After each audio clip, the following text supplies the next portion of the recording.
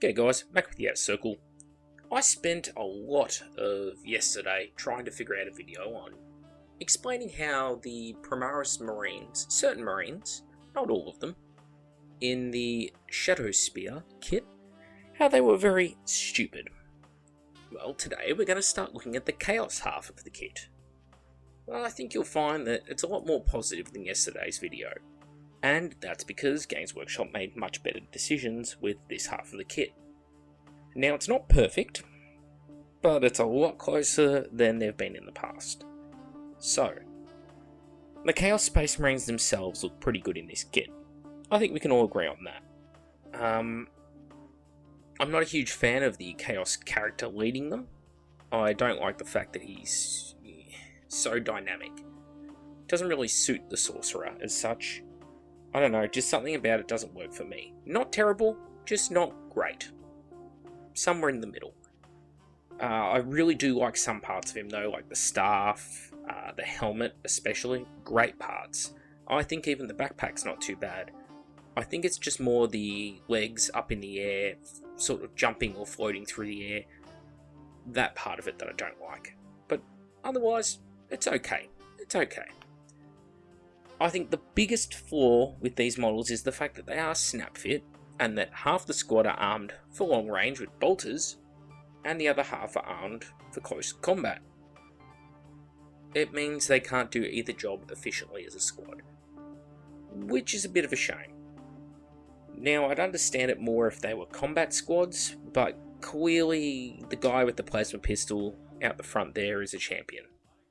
He's holding his chain axe up in the air. Therefore, it's pretty safe to assume that it's one big squad of Space Marines. Interesting point. There is something I really hate about this community. It's almost unique to the Warhammer community. You feel like you have to defend Games Workshop making poor decisions, or if they give bad answers, defending those answers. There's no requirement to do so. The company doesn't give a shit about you. They don't give a shit about if you defend them or not. They're not going to turn around and go, well, thanks for your support, whoever.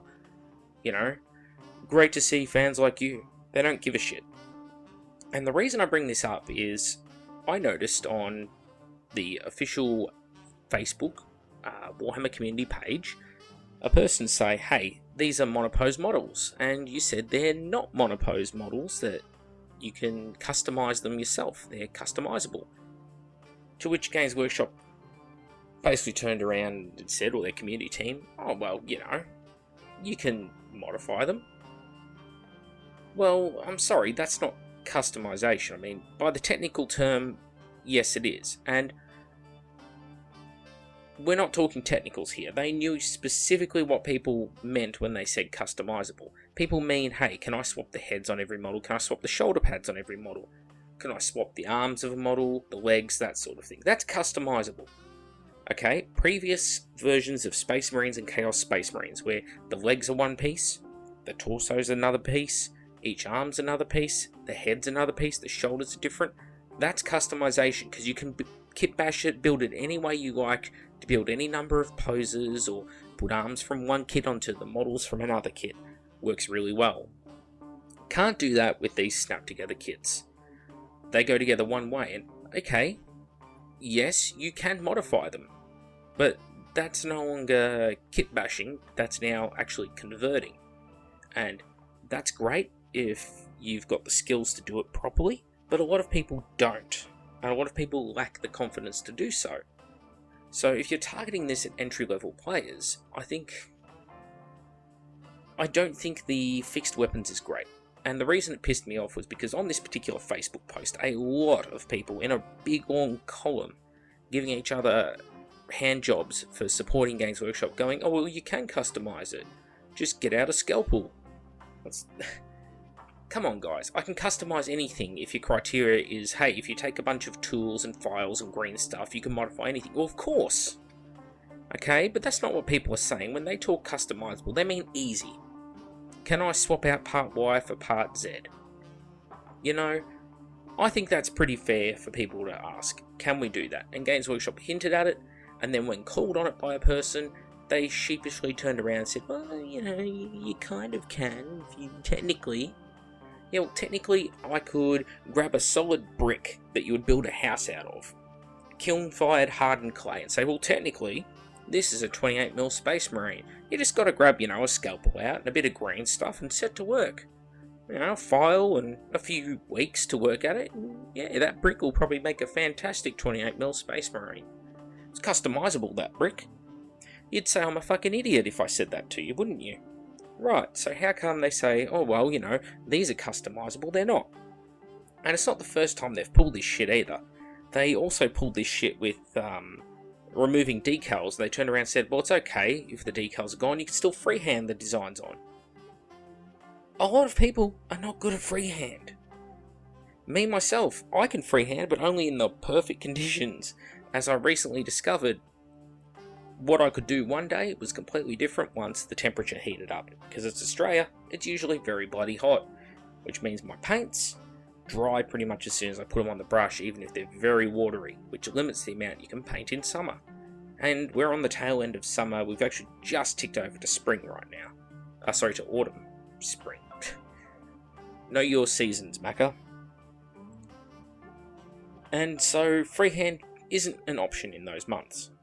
Same thing with these models, okay? Just because technically you can convert it, technically you can change something, doesn't mean it's easy. And that's what people want. People want to be able to easily swap out arms and legs and stuff like that. Now, is that something to expect from a low cost, for Games Workshop, package like this? Probably not. But is it any harder to make models that aren't snap fit, that are posable? Probably not. You can digitally sculpt whatever you like. You're not limited by what you can physically sculpt. So you could make these multi-part models that clip together in a computer. That's no problem. That's easily done. But Games Workshop doesn't want to do that. Why don't they want to do it? Why don't they want to have it so you can easily modify models? Well, I can think of a couple of reasons, and they're pretty cynical. Basically, I'd say, A, it's so you have to buy more models in order to get the ones you want or need. It's like, oh, what's that? You need 10 bolt guns in your squad? Oh, well, go and buy another box, and you'll get plenty of bolt guns, and then you can use all the leftover chainsaws for this other one. It's the same reason why Obliterators come in squads of 3s, and you get 2 in this box. 2, which isn't enough to make a full unit. Damn shame, that. What, does that annoy people? I'd be annoyed if I was buying this box, which I'm not. They lost my business. Now,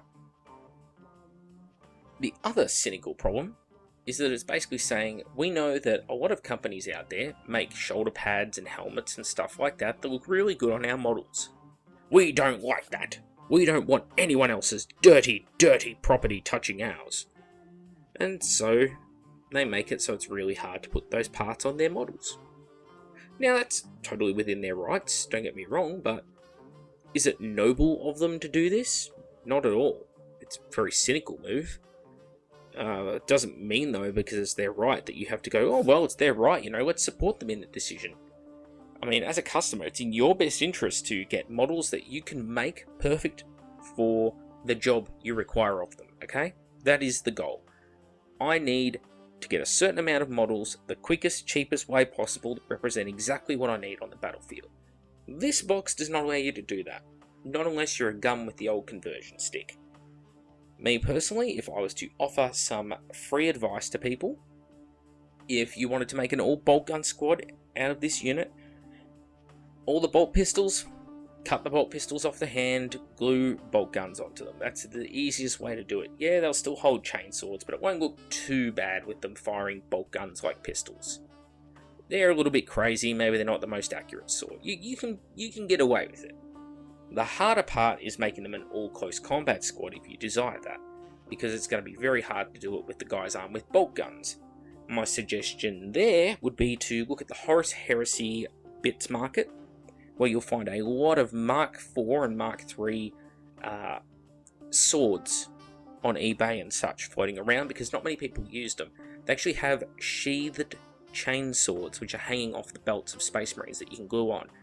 Buy a couple of those, glue them onto the back of these Chaos Space Marines, you'll probably solve that problem, because you can say, hey look, they're armed for close combat, you can see the chain sword hanging off the back of them, and it'll look pretty good. Should that be what you need to do? No, because you've now had to invest additional funds into what should be a simple endeavour. So you don't need to defend Games Workshop and go, oh well, technically you can modify this product. They don't need your help, okay? They're the big giant company worth the $1 billion or whatever they're worth right now. They don't need your help, okay? You're the consumer, you look out for yourself. Would you let another company do this to you? Is the big thing. If you went to buy a car and it was missing the passenger seat, would you not ask questions? If they turned around and said, oh well, technically you could add a passenger seat later on. No, you'd be like, I want a full fucking car right now, give me my passenger seat, unless you're going to give me a discount on the car. Right? Right, let's apply it to the models. Are people going to turn around and say, oh well, you know, it's okay, other hobbies are expensive, you know, golf's expensive, shooting's expensive. Yeah, things are expensive. Of course they are. But you generally get exactly what you ask for in those hobbies, which is a bit different to this. Like if you go out and go, I want a titanium driver with a full carbon fibre handle, you're going to get it. It's exactly what you ordered, and it's exactly what you're going to get. Probably won't help your golf game unless you really go out and practice with the thing, you know. It's no good having all the gear and no idea, trust me, I know. Alright, so that's the general bitch about the community aside, and Warhammer's community team. Let's set it in stone. Not customizable. Not unless you're a gun with the old conversion stick. Now let's look at them up close. These are nice looking Chaos Space Marines, and I think, as a community, we can all generally agree this is what they should have done with Primaris Marines. Take the same concept, upscale it a little bit. Now what lets this down is the ludicrous amounts of gold trim. Nowhere near as bad as, say, the old Night Raptors, or whatever the last box of Raptors was that's still for sale in Games Workshop store. Warp Talons, that kind of thing. They're covered in zigzagging gold trim. Me personally, I like it dialed back a little, and it's pretty tasteful on these models. Shoulders are fine, the shins a little bit over the top on some, but 90% good. The letdown is the helmets. A little bit too much brass going on the helmets. The horns and such on the helmets don't look as organic anymore. They look sort of, I don't know, too sculpted, too perfect to be organic growths. If it's not a mutation, okay, fine. But at the same time, it's a very weird stylistic design choice. If it's not a mutation, the Marines just chose to make it that way for their own personal looks or something. Other than that, perfectly good models. I've got to nitpick it because, hey, you know, it's not all positives, guys. As you should know if you're on this channel, it's definitely not positives. They look good. This is what I think people wish Primaris Marines were. Just slightly more true-scaled Marines. These guys, on the other hand, I can't help but compare them to the Gelvorback of the Wordbearers Legion. Look how nice these Gelvorback are. Yeah, they've got mutations and creepy stuff going on, random mutated parts and bits of bone sticking out their chests and armor that's fused into flesh, just like the other Possessed here do, except the problem with these Possessed is they're a bit over the top. And I know people are going, well, it's the point of them, you know, chaos mutates, and it does, guys, but there's a point where I think they add a little bit too much detail and it becomes a bit of an eyesore. The one on the left is a lot more of an eyesore because it's very hard to pick a focal point on it, because the face is kind of obscured because the face's got these very tiny eyes. The big eyes are on his chest. His mouth is, again, obscured because this giant tongue's coming out of it, and the way the teeth are formed around the top of the tongue, it kind of disappears. So you're not drawn to the model on the left's face, which is generally the point on the model you want to be drawn to. Also, he's got all these random cable-y flesh things going on in the chest, lots of gold trim on the legs. It's a bit too much. Again, contrast it with the Gelvorback over here. Yeah, they're mutated, but the faces all stick out on each model. Yes, they've got horns, fleshy parts, things like that, but you can still see the original armor they were wearing underneath. Tell, oh yeah, these guys were all wearing Mark IV armor at one point in time. Some of them have mutated into sort of backwards posed legs and stuff like that, but it's cool. On these guys, maybe it was Mark VI, because the shins look like they're one piece. I can't tell otherwise what the hell armor these guys were wearing. So yeah, a guy on the right is much better. His arms look better. The chest with those ribs is a letdown. It's not to say the Gelvorback are perfect. There's a couple of funny looking chests in there, but I think sort of the frontal rib cage, or frontal spinal cord, I guess, going on some of these Gelvorback looks a lot nicer than just this very symmetrical rib cage on this guy. Also, the random chain skull off the side of him, again, it's just detail for the sake of it, making it more busy than it needs to be as a model.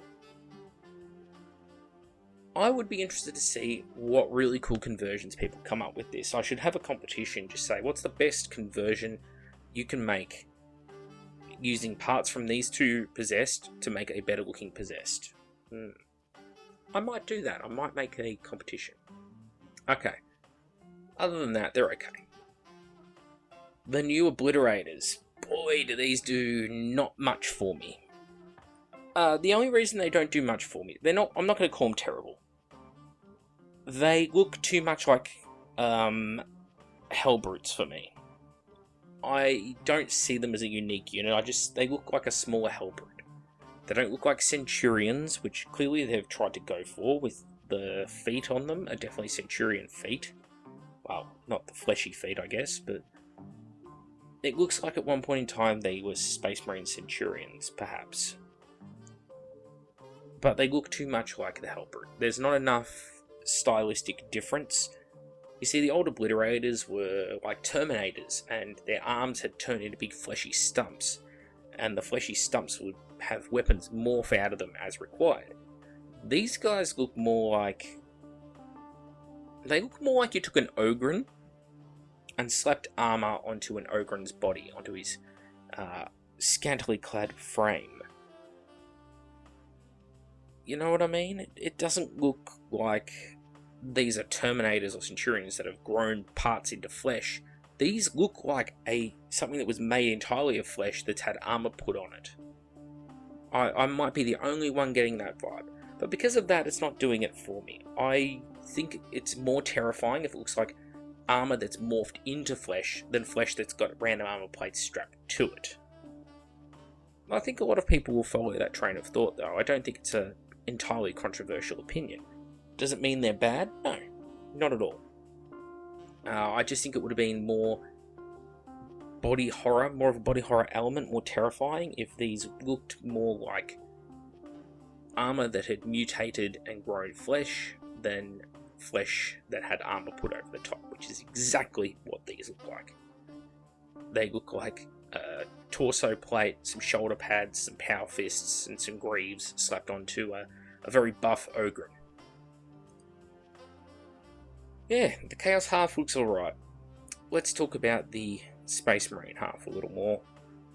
So the guys who actually have the full camo cloaks going on the back, they kind of work. It's the guys who have like the half camo cloaks out the front that are the problem, and of course the Librarian with the giant glowing power sword is a bit questionable, but overall, I don't hate Primaris models. I think the models look okay, it's just they don't sell covert to me, which I don't know is a point that I got across very well in the video yesterday. The basic power armoured Primaris Marine of 40k is a nice looking model. Some people will find that controversial, but I think the majority can agree. The basic Intercessor, I believe they're called, in 40k, with his bolt gun, his core pattern bolt gun, or his Hell Blaster Plasma, whatever it's called, they look nice. They're a really good looking miniature, and they could have simply been a true scaled Space Marine. Oh yeah, this is Mark 9 power armor, and yeah, we're starting to move towards true scale, guys. It's all Games Workshop needed to do with it. where it gets funny is when you get like the Primaris here, where you can't just have a single shin plate greave. No, it has to be a stepped greave. So they've got like a big fat calf and a tiny little ankle. It's little things like that that it's like they'd probably look nicer with a single plate greave. Something like that, you know. The old Space Marine Scouts, they worked really well for camouflage because you went, yeah, okay, they've got bits of, say, blue armor on them if they're an Ultramarine, but it's only the shoulder pads and the chest and the codpiece. Their legs are cloth. They're wearing leather boots. Their arms are cloth. They've got some, I suppose you can paint them as blue vambraces. That's the forearms on their armor. But overall, very easy for them to camouflage themselves, isn't it? They're not wearing helmets or anything like that. And then you look at these guys who are supposed to be covert, and they've got Space Marine backpacks sticking out the back, and the nacelles are hanging out from the sides of the camouflage. And like I said, 40k has never been super realistic, but there was a realistic element to those other Marines. When you look at Marine Scouts, you know, the power unit is actually covered by the cloak, for example. You know, the cloak goes all around the body. The fact is they have parts of them that are cloth, and they'll get dirty very easily and start to blend into the environment around them, and they're not wearing clanking, loud ceramic armor plates. They've got a little bit of carapace armor on the chest, but otherwise they're in leather boots. Or synthetic leather, or whatever they're using in the future, but you get the idea. Okay, they work really well, and they also, Scouts are not very embellished with purity seals and lucky charms, and, you know, piece of the true cross, whatever holy relics they want to carry. They're pretty light on embellishments, apart from maybe Space Wolf Scouts in 40k. So, as I said, it's a big step to go from those relatively realistic looking things where you're like, at a stretch, I can see that being workable. Okay, and then people like to turn around and say, well, you know, you can't tell me that something like a chainsword and close combat is practical in warfare. Well, you can. You see, you get to a point where maybe firearms are not as effective because the other guy's armor is really good. So it becomes less effective to try and shoot someone to death, and more effective to, say, charge them. Look at the time periods throughout history where there was, say, Shiltrons, phalanxes, formations like that on the battlefield. Big, bristling spear formations. Natural hard counter to cavalry. Then you've got things like bows inside those formations. You can pepper the other guy's Shiltron, weaken it, and then it's like, you can't kill them. You don't have enough firepower to outright kill them with your archery. But you can break up their formation, then you can charge your cavalry into this broken phalanx or broken Shiltron, and the cavalry will take them out with close combat tactics. Well, I think 40k is rather the same. You've got Marines, you have this really thick, strong armor plate, and you're shooting at them with low caliber bullets, and they're hurting the Marines, you know? Maybe you get a lucky shot through the neck, you kill one. You're an orc though, and you've got these massive guns on you, these massive arms, and you've got this gigantic, sharpened cleaver in your hand. That's probably going to be very effective when you hit the Marine in the head, compared to a low caliber bullet, isn't it? Well, that's why I think combat works in the 41st millennium, because armor is so good that sometimes the deciding factor is close combat. Because you can break up formations, kill a few enemies off, pepper them, and then you run into them with something like power weapons, which just cut straight through the heaviest of armor. Well, that's much better compromise than trying to use bolt guns to kill the other guy, isn't it? Just a thought I had on realism. But anyway, the box overall, it's okay. I think we can all agree the big letdown is these dudes with jump packs and autocannons. Probably 90% of people hate them. There are a few people that think they're great. Those people are wrong. They are not 40k. When you look at these, you do not think 40k. You think something like Gundam Wing. I think it's the one everyone sort of goes to. I could see these in something like Bubblegum Crisis, Tokyo 2040, something like that. You've got these, maybe Evangelion even. I know that's a real stretch, but yeah, it just doesn't work. It doesn't work. See, that model looks okay. He looks cool with his grav chute, and that model I can like. I just don't like the shins. If it wasn't for the shins, I'd probably buy these models. convert them up for something, or just paint them for fun. Yeah, I guess back to the original topic. The new Chaos, it's good. I really like the spider, whatever it's called. Don't really care. Venom Crawler, sorry. That thing's cool. That's some proper Dark Mechanicum. It's not dumb like the old Dinobots were. I want to see where they go with these Chaos releases. If they do something interesting and make the posability a little bit more there for the Chaos Space Marines, when they release the multi-part plastic kits, which, if they're anything like the other plastic kits they've released, will not really be multi-part. They'll be, it goes together one way, but you've got two arm options for the one model. Woo! Stop blowing me away with all the customization. Yeah. Put the saltiness down, Naka. People should be happy. I like most of the models in here. I've just got flaws with a few of them. And that's fine. It's okay to pick out flaws, guys. It's like movies. You ever watch a movie and you're like, it was enjoyable, but clearly, you know, it had a lot of problems. Think something like The Hobbit. No one's going to say The Hobbit films were flawless movies. It's okay to point out the flaws in something. Okay? It's okay. Anyway, Mank with the Outer Circle. See you all next time.